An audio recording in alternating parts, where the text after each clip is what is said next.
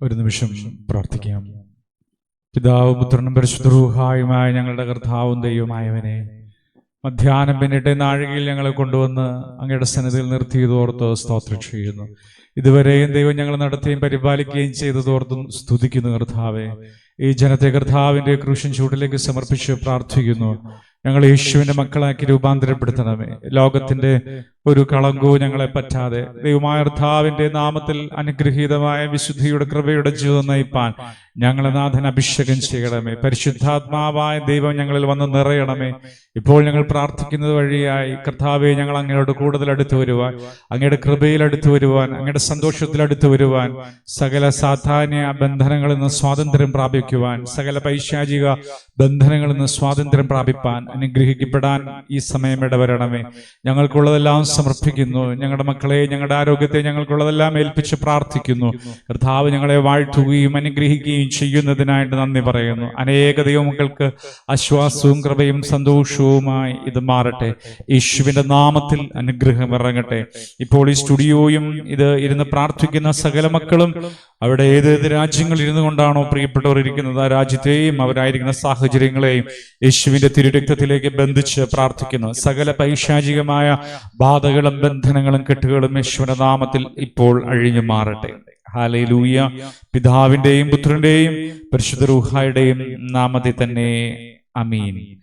പാവനാത്മാവേ, N ജീവദായകനേ, ഇറങ്ങി നീവ, നിറഞ്ഞു നീവ എൻ്റെ ഹൃദയത്തിൽ. സീനായ് മാമലയിൽ ഇറങ്ങി വന്നവരേ, സീനായ് മാമലയിൽ ഇറങ്ങി വന്നവരേ, ആത്മദാഹം തീർക്കുവാന ഇറങ്ങി വാ നാഥ. എന്റെ ആത്മദാഹം തീർക്കുവാന ഇറങ്ങി വാ നാഥ. പാവനാത്മാവേ, എൻ ജീവദായകനേ, ഇറങ്ങി നീവ, നിറഞ്ഞു നീവ എൻ്റെ ഹൃദയത്തിൽ.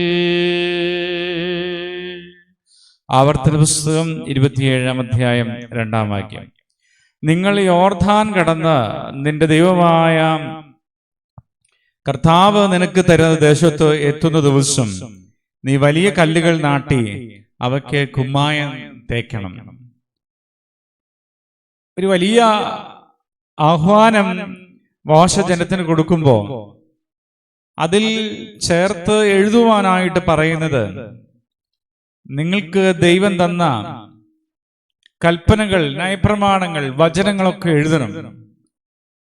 ദൈവം നിങ്ങളെ നടത്തിയെന്ന സാക്ഷ്യമാണ് ആ വെള്ള തേച്ച കല്ലുകളിലൂടെ, അവയിൽ എഴുതുന്നതിലൂടെ തലമുറ കാണാൻ പോകുന്നത്. ദൈവം നിങ്ങളെ പാലും തേനും ഒഴുകുന്ന ദേശത്തേക്ക് എത്തിക്കുമ്പോൾ നിങ്ങൾക്കൊരു ശുദ്ധീകരണം വേണമെന്ന് ആഗ്രഹിച്ചിരുന്നു. അതുകൊണ്ട് ആ ശുദ്ധീകരണത്തിന് വിധേയപ്പെട്ടതിനെ അനുസ്മരിച്ചുകൊണ്ട് ഈ വചനം എഴുതണം. അതുപോലെ തന്നെ ഇനി പാലും തേനും ഒഴുകുന്ന ഈ ദേശത്ത് നിന്ന് അന്യപ്പെട്ടു പോകാതിരിപ്പാൻ ഈ കൽപ്പനകൾ അനുസരിക്കണമെന്നും ഒരു ചിന്ത തലമുറയ്ക്ക് കിട്ടട്ടെ എന്നായിരുന്നു ധാരണ. ദൈവത്തിന് സ്തോത്രം. പരിശുദ്ധാത്മാവ് നമുക്ക് നൽകുന്ന ചിന്ത എന്താണ്? യേശു കർത്താവിനെയാണ് നാം ആ സ്ഥാനത്ത് ഇപ്പോൾ കാണേണ്ടത്. കർത്താവിനെ സ്വീകരിക്കുമ്പോൾ പാലും തേനും ഒഴുകുന്ന സ്ഥലത്തെ പോലെ ദൈവരാജ്യത്തിന്റെ വിശുദ്ധിയിലേക്ക് നാം ചേർക്കപ്പെടുന്നു. നാം നമ്മുടെ ജീവിതത്തിൽ കർത്താവിനെ കുറിച്ചുള്ള സാക്ഷ്യം എഴുതണം. അത് നമ്മുടെ നാവിലൂടെ പറയാൻ നമുക്ക് പ്രാഗൽഭ്യമുണ്ടാകണം. ഇന്നലെ വൈകുന്നേരത്തെ സന്ദേശം അപ്രകാരമായിരുന്നു പരിശുദ്ധാത്മാവ് നൽകിയത്. നിങ്ങൾ ദൈവത്തെക്കുറിച്ച് പറഞ്ഞാൽ യേശുവിനെ കുറിച്ച് നിങ്ങൾ പറഞ്ഞാൽ സ്വർഗത്തിൽ നിങ്ങൾക്ക് അതിന്റെ ഒരു സ്പന്ദനമുണ്ടാകും. കാരണം പിതാവിലേക്ക് നിങ്ങൾ ബന്ധിക്കപ്പെടുന്നു. പിതാവിന്റെ അടുത്തിരിക്കുന്ന യേശു തമ്പുരാൻ നിങ്ങൾക്ക് വേണ്ടി മാധ്യസ്ഥത പറയുന്നു. ഒരു വലിയ ബന്ധം സ്ഥാപിക്കപ്പെടുന്നു.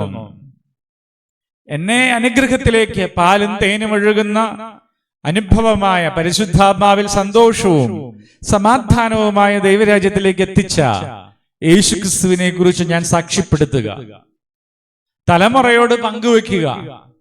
ഈ ക്രിസ്തുവിൽ നിന്ന് ഒരടി മാറരുത്. കാരണം അവനാണ് വഴിയും സത്യവും ജീവനും. നിങ്ങളിത് ആഗ്രഹിച്ചു പ്രാർത്ഥിക്കൂ. നിങ്ങളുടെ ജീവിതം അനുഗ്രഹമാകും. ക്രിസ്തുവിലൂടെയാണ് അനുഗ്രഹം ലഭിക്കുന്നത്. നിങ്ങൾ പ്രാർത്ഥിച്ചാൽ ഇപ്പോൾ ദൈവം നിങ്ങളെ സ്പർശിക്കുന്നു. പ്രാർത്ഥിക്കാം. പിതാവും പുത്രനും പരിശുദ്ധ റൂഹായുമായ കർത്താവേ, ഈ ജനത്തെ അനുഗ്രഹിച്ച് പ്രാർത്ഥിക്കുന്നു. ഈ പ്രിയപ്പെട്ടവരുടെ മേൽ ദൈവകൃപ ഇറങ്ങട്ടെ. ഈ പ്രാർത്ഥിക്കുന്നവർ കർത്താവിലേക്ക് ചേരുവാൻ, കൂടുതൽ ഫലം കായ്ക്കുവാൻ ഇടവരട്ടെ. അന്ധകാരത്തിന് ദുഷ്ടതകൾ, പൈശാചികമായ ബാധകൾ, ബന്ധനങ്ങൾ, കെട്ടുകൾ എല്ലാം യേശുവിന്റെ നാമത്തിൽ ഇപ്പോൾ ഈ പ്രിയപ്പെട്ടവരെന്ന് അഴിഞ്ഞു മാറട്ടെ. ഞങ്ങൾ ചെയ്തു പോയ പാപങ്ങൾ ഞങ്ങളോട് ക്ഷമിക്കണമേ. വിശുദ്ധിയിൽ നടപ്പാൻ ഞങ്ങൾ അനുഗ്രഹിക്കണമേ. ഞങ്ങളുടെ മക്കളെ, ഞങ്ങളുടെ കുടുംബത്തെ, ഞങ്ങൾക്കുള്ളതിനെല്ലാം കർത്താവ് പ്രൊട്ടക്ട് ചെയ്യുന്നതോർത്ത് നന്ദി പറയുന്നു. പിതാവിന്റെയും പുത്രന്റെയും പരിശുദ്ധ റൂഹായുടെയും നാമത്തിൽ തന്നെ ആമീൻ. പിതാവായ ദൈവത്തിന്റെ സ്നേഹവും പുത്രനായ ദൈവത്തിന്റെ കൃപയും പരിശുദ്ധാത്മാവായ ദൈവത്തിന്റെ സംബന്ധവും ഈ ശുശ്രൂഷയിൽ പങ്കുചേർന്ന സകല ദൈവമക്കളോടും കൂടെ ഇന്നും എന്നാളും എക്കാലത്തും ഉണ്ടാകട്ടെ. ആമീൻ. ഹല്ലേലൂയ. വൈകുന്നേരം 8 മണിക്ക് ഒരുമിച്ച് പ്രാർത്ഥിക്കാം. ദൈവം അനുഗ്രഹിക്കട്ടെ.